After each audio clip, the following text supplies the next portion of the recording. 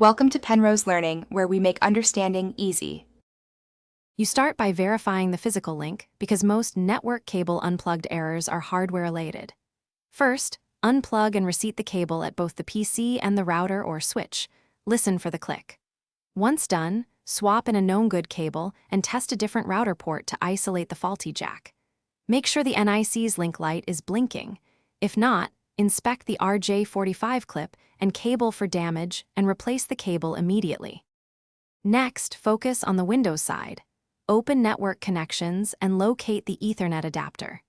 You should disable and re-enable it to force the link to renegotiate. This often restores connectivity.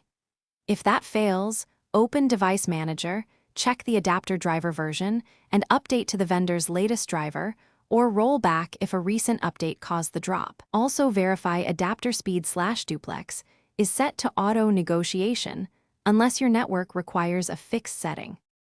Finally, run the built-in network troubleshooter and follow its guided steps. It captures common misconfigs.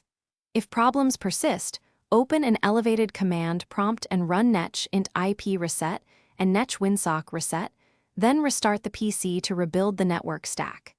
Make sure to test another device on the same cable to determine if the NIC or the network is at fault. If the adapter remains dead, try a USB Ethernet dongle or replace the NIC as the last step.